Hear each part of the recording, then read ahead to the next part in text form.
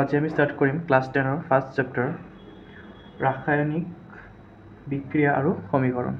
তো ফাৰ্ষ্টৰ টপিকটো আমাৰ হ'ল ৰাসায়নিক সমীকৰণ। তো আমাৰ বুজিব লাগিব যে ৰাসায়নিক সমীকৰণ মানে কি, অৰ্থাৎ কেমিকেল ইকুৱেশ্যন মানে কি। তো ধৰা এ আৰু বি দুটা বস্তু লগ লাগি নতুন এটা বস্তু সি বনালে, ঠিক আছে। এ আৰু বি দুটা বস্তু লগ লাগিখিনি বা বিক্ৰিয়া কৰি এটা বস্তু বনালে যোনটো আমি সি নাম দিলোঁ, ঠিক আছে। তো বস্তুকেইটা কি কি আমি নাজানো, এ বি আৰু সি বুলি আমি ধৰি লৈছোঁ, ঠিক আছে। তো ইয়াতে তোমালোকে মন কৰিবা যে এই এ আৰু বি যে দুটা বস্তু লগ লাগি যে বিক্ৰিয়া কৰিছে এইটোক আমি বিক্ৰিয়ক বুলি কওঁ, বিক্ৰিয়ক বুলি কওঁ। আৰু যোনটো বস্তু বনাইছে, নতুন বস্তু উৎপন্ন হৈছে এইটোক আমি কি বুলি কওঁ, বিক্রিয়ক জাত, বিক্রিয়ক জাত, ঠিক আছে। অর্থাৎ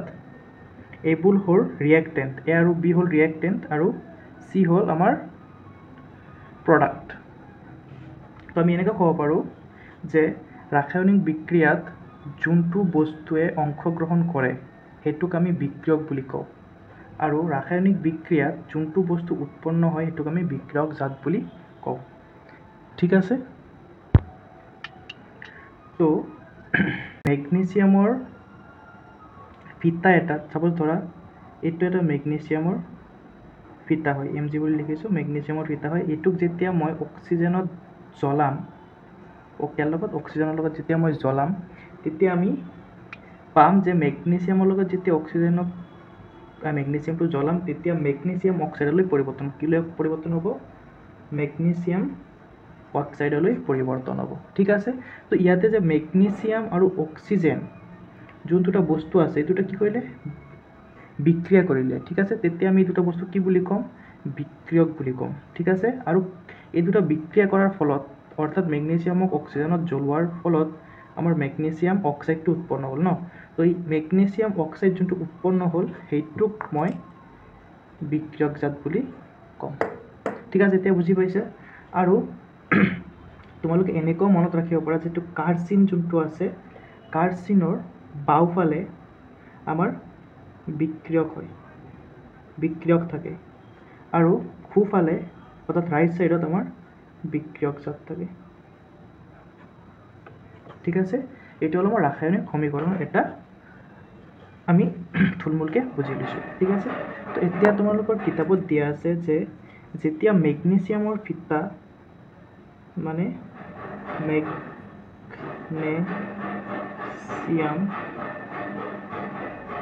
লগত আমি অক্সিজেনৰ বিক্রিয়া ঘটাম তেতিয়া আমি মেগনেছিয়াম অক্সাইড পাম ন, মেগনেছিয়াম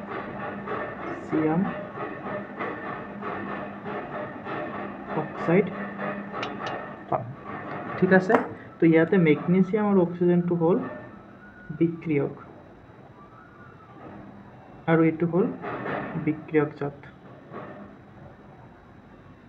এটা তোমালোকে বুজি পাইছা যে বিক্ৰিয়ক আৰু বিক্রিয়ক জাত মানে কি, ঠিক আছে। তো এইটো আমি কি লিখিলোঁ, এটা ৰাসায়নিক সংকেত লিখিছোঁ, ঠিক আছে, যোনটো আমি আখৰেৰে লিখিছোঁ, মানে আমি ৱাৰ্ড দি লিখিছোঁ, শব্দ দি লিখিছোঁ, ঠিক আছে। মেগনেছিয়াম আৰু অক্সিজেন লগ লাগিলে পিছত মেগনেছিয়াম অক্সাইড উৎপন্ন কৰিলে, ঠিক আছে। কিন্তু ৰাসায়নিক সমীকৰণটো লিখাৰ আৰু এটা উপায় আছে যোনটোক বহুত ইজি হয় আৰু শ্বৰ্টকাট হয়, যোনটো বহুত ইউজফুল, মানে সব ক্ষেত্ৰত ইউজফুল হয়। তোমালোকে যিমানখিনি পাবা লাষ্টত, ইয়াৰ পিছত যিমানখিনি পাই যাবা সেইকেইটা তোমাৰ এইটো ফৰ্মতে লিখা আছে, ৰাসায়নিক সংকেতত লিখা আছে। মেগনেছিয়ামক আমি কি কওঁ, এম জি বুলি ডিনোট কৰোঁ ন, আৰু অক্সিজেনক O2 বুলি, ঠিক আছে। আৰু মেগনেছিয়াম অক্সাইডটো হ'ল MgO। এইটো হৈ গ'ল আমাৰ এটা ৰাসায়নিক বিক্ৰিয়া দিয়া আছে, যেতিয়া মেগনেছিয়াম আৰু অক্সিজেনৰ ৰাসায়নিক বিক্রিয়া দিয়া আছে য'ত মেগনেছিয়াম অক্সাইড আমি পাম। তো এইটো হৈ গ'ল তোমালোকৰ ৰাসায়নিক সমীকৰণৰ কনসেপ্ট, ঠিক আছে। তো এতিয়া আহিল আমাৰ সন্তুলিত ৰাসায়নিক সমীকৰণ। তো আমি যে ৰাসায়নিক সমীকৰণটো যে আমি লিখিলোঁ, তো সন্তুলিত ৰাসায়নিক সমীকৰণত কি কয় যে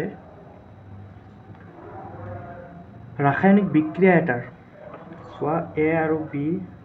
লগ লাগি এটা ৰাসায়নিক বিক্ৰিয়া হ'ল আৰু পিছত আমাৰ চি নামৰ এটা বস্তু উৎপন্ন হ'ল ঠিক আছে তো এইটো যোনটো আমাৰ প্ৰচেছটো হ'ল বিক্ৰিয়াটো হ'ল তো বিক্ৰিয়াৰ আগত আৰু পাছৰ এই যে মৌলবোৰৰ যে পাৰমাণৱিক সংখ্যা পৰমাণুৰ সংখ্যা আগৰ ফালে আৰু পিছৰ ফালে আমাৰ ইকুৱেল হ'ব লাগিব মানে ৰিয়েকশ্যনটো হোৱাৰ মানে বিক্ৰিয়াটো হোৱাৰ আগত যিমান পৰমাণুৰ সংখ্যা আছিলে ৰিয়েকশ্যনটো হোৱাৰ পিছতো আমাৰ সিমানেই পৰমাণুৰ সংখ্যা থাকিব লাগিব যেনেকৈ চোৱা মেগনেছিয়াম লগত অক্সিজেনৰ বিক্ৰিয়া হৈ মেগনেছিয়াম অক্সাইড উৎপন্ন হৈছিলে ঠিক আছে তো ইয়াতে আমি যদি চাওঁ যে মেগনেছিয়ামৰ পৰমাণুৰ সংখ্যা কিমান আছে কেইটা পৰমাণু আছে মেগনেছিয়ামৰ এটা অক্সিজেন কেইটা আছে দুটা ঠিক আছে এইটো হ'ল আগত ঠিক আছে যেতিয়া বিক্ৰিয়াটো হৈ গ'ল তেতিয়া আমাৰ কিমান আছে মেগনেছিয়ামৰ আমি এটাই আছে আৰু অক্সিজেনৰ এটা কিন্তু ইয়াতে কেইটা আছে অক্সিজেনৰ দুটা আছে তাৰ মানে কি ৰাসায়নিক সমীকৰণটো আমাৰ বেলেঞ্চ হৈ থকা নাই অৰ্থাৎ সন্তুলিত হৈ থকা নাই তো এইটোৰ মতে কি আছে যে ৰাসায়নিক সমীকৰণটো আমাৰ বেলেঞ্চ হৈ থাকিব লাগিব তো আমি কি কৰিব লাগিব যে পৰমাণুৰ সংখ্যাটো এইফালে আৰু এইফালে মেচ কৰিব লাগিব অৰ্থাৎ সমান কৰিব লাগিব তো আমি কেনেকৈ কৰোঁ সমান চাওঁ আহা ইয়াতেতো মেগনেছিয়াম আৰু অক্সিজেন দিয়া আছে আৰু ইয়াতে মেগনেছিয়াম অক্সাইড দিয়া আছে ঠিক আছে তো আমি কি কৰিম অক্সিজেন দুটা আছে তো আমাৰ দুটা বনাব লাগিব তো সদায় মন কৰিবা যে আমি এইফালে পৰমাণুৰ সংখ্যা বঢ়াব নোৱাৰোঁ আমি অকল অণুৰ সংখ্যাহে বঢ়াব পাৰোঁ ঠিক আছে তো আমি ইয়াতে আগত দিব পাৰোঁ 2 ঠিক আছে আগত 2 দিয়াৰ লগে লগে কি হৈ যাব মেগনেছিয়াম হৈ যাব দুটা আৰু অক্সিজেন হৈ যাব দুটা তো অক্সিজেন আছে ইয়াতে দুটা অক্সিজেন ইয়াতো আছে দুটা ঠিকই আছে কিন্তু মেগনেছিয়াম ইয়াতে আছে এটা কিন্তু ইয়াতে আছে মেগনেছিয়াম দুটা তো আমি কি কৰিম ইয়াতে এটা 2 লগাই দিম তোমাৰ কি হৈ গ'ল যে মেগনেছিয়াম দুটা অক্সিজেন দুটা এইফালে কি আছে মেগনেছিয়াম দুটা অক্সিজেন দুটা তাৰ মানে আমি ক'ব পাৰোঁ যে এই সমীকৰণটো সন্তুলিত ৰাসায়নিক সমীকৰণ হয় ধৰা আৰু এটা এক্সাম্পল আমি লৈ লওঁ যেতিয়া জিংক প্লাছ সালফিউৰিক এসিড H2SO4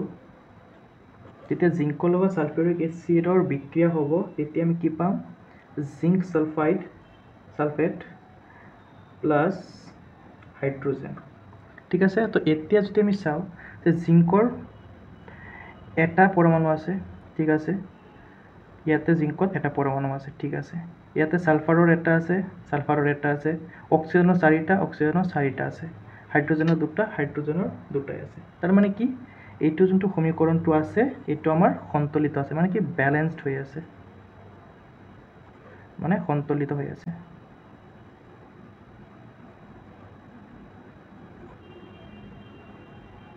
এটা বস্তু সদায় মনত ৰাখিবা যে আমি যদি এনেকুৱা থাকে ন ইয়াতে আছে আৰু ইয়াতে জিংক তো ইয়াতে 2 আছে ঠিক আছে তো আমি এইটোৰ তলৰ ফালে অৰ্থাৎ পিছফালে 2 বা কোনো সংখ্যা লগাই কিনে আমি ইকুৱেল মানে সন্তুলিত কৰিব নোৱাৰোঁ মানে বেলেঞ্চ কৰিব নোৱাৰোঁ আমি সদায় অণুৰ সংখ্যা বঢ়াব লাগিব ঠিক আছে তো আগফালে আমি যোনটো লিখো এইটো হ'ল আমাৰ অণু আৰু এইফালে যোনটো থাকে এইটো হ'ল আমাৰ পৰমাণুৰ সংখ্যা ঠিক আছে তো যেতিয়া আমি এতিয়া ইয়াতে অণু আছে দুটা পৰমাণু আছে দুটা ঠিক আছে তো এতিয়া টোটাল কেইটা পৰমাণু আছে তো সেইটো ক্যালকুলেট কৰিবৰ কাৰণে আমি এই দুটা পূৰণ কৰি দিওঁ তাৰ মানে কি জিংকৰ এতিয়া 4টা পৰমাণু আছে যদি ভিডিওটো বুজি পাইছা ভাল লাগিছে তেনেহলে চেনেলটো জৰুৰ সাবস্ক্ৰাইব কৰি দিবা আৰু লাইক কৰি দিবা থ্যাংক ইউ